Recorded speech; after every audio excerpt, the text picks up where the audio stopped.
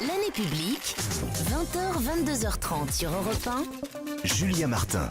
Vous connaissez la chanson d'Erita Mitsuko, les histoires d'amour finissent mal, et cette année 2012 a été marquée par des ruptures de couple dont on pensait qu'ils étaient partis pour durer toute la vie. Sur l'amour, Vanessa, vous allez me détester de poser la question, mais les journaux américains disent que vos amours ne vont pas bien. Oui, mais vous savez, dès que je mange 3 petits pois, je suis enceinte. Dès que je vais visiter une ville, j'achète une maison. L'hiver, je me sépare. L'été, je me marie. Ça fait 15 ans que je me marie tous les ans. Voilà, si en plus il faut que je réponde Répondre à chaque fois. Donc vous n'êtes pas rumeurs. enceinte, c'est ce que vous nous dites ce soir.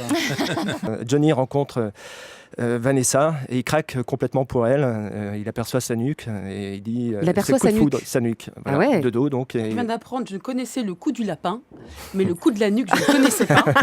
Si, dites-moi. Hein. Et il nous dit et il dit ma vie d'homme célibataire était terminée. D'accord.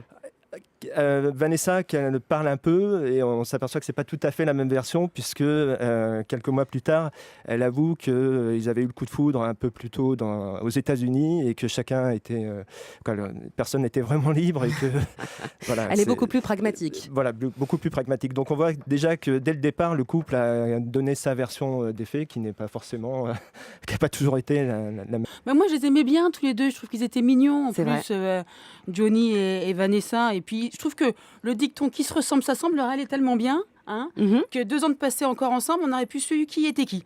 Et puis, on est un peu chauvin quand même. Hein, elle était française, elle représentait la France aux États-Unis, elle Bah, s'était c'est bien vrai, exportée. bien sûr. Il y a un autre duo de stars qui a défrayé la chronique. C'est un couple qui battait de l'aile. Il y avait des rumeurs persistantes, là aussi, des paparazzis à l'affût. Et en fond, la sulfureuse église de Scientologie. Vous avez reconnu Oui, Katie Holmes et Tom Cruise. Alors ça, c'est une toute autre histoire. Hein. Ouais, bah c'est ce que je vous disais justement. Alors, ils ont été vilipendés de partout, surtout lui. Est-ce que finalement, ça n'a pas été le divorce du procès de la Scientologie? C'est vraiment la Scientologie qui a Ah oui, organisé qui avait le casting. casting. D'ailleurs, ils voulaient, au départ, la Scientologie avait pensé à Jessica Alba qui a refusé. Alors elle, était une très belle femme, plus jeune, une actrice de série Dawson qui assez ambitieuse, donc elle a accepté. Et après, ça a été très vite compliqué dans sa vie. Souris est apparu très vite dans leur vie, Leur petite fille, donc. Et mais oui, non, on est convaincu que c'est Donc ça veut dire que une c'est rencontre organisée. Oui, c'est ça. Donc ces deux-là se sont vraiment rencontrés lors d'un casting organisé par l'église de Scientologie. Casting, en fait, où ils ont menti. C'est-à-dire qu'ils faisaient croire à une super production américaine. Et en réalité, elles étaient interviewées. Et ensuite, la vidéo a été montrée à Tom Cruise. Voilà, en tout cas, c'est ce qui se dit. C'est, Moi, j'adore. Ouais.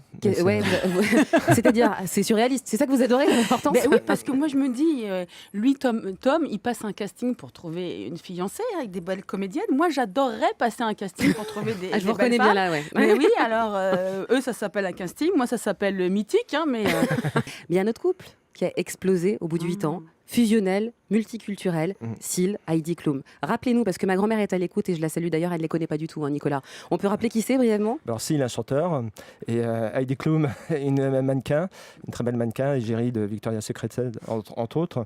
Et on a vraiment été surpris parce qu'ils avaient eu 4 enfants ensemble, 4 enfants très rapprochés. Seal avait adopté un enfant d'ailleurs d'Heidi Klum. Qu'elle avait eu avec Flavio Briatore, je crois. Exactement. Ancien patron Voilà, de Renault.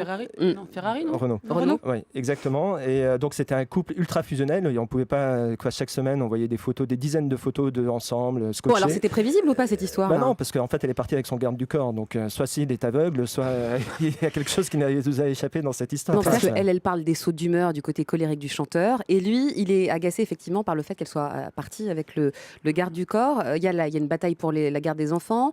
Il y a aussi une bataille médiatique, effectivement, à celui qui sortira avec une meilleure image de cette affaire, non? Ce qui est intéressant, c'est que là, c'est une histoire qui se termine vraiment mal. Autant l'histoire Vanessa Paradis, ça se fait, on ne parle pas du tout des séparations. Autant Tom Cruise et Katie Holmes ont négocié ça. Alors, il y a eu un accord financier qui a été dévoilé, mais ça s'est terminé proprement. Autant là, l'histoire de Seal et d'Heidi Klum a été très violente et Seal, notamment, a fait plusieurs déclarations très agressives.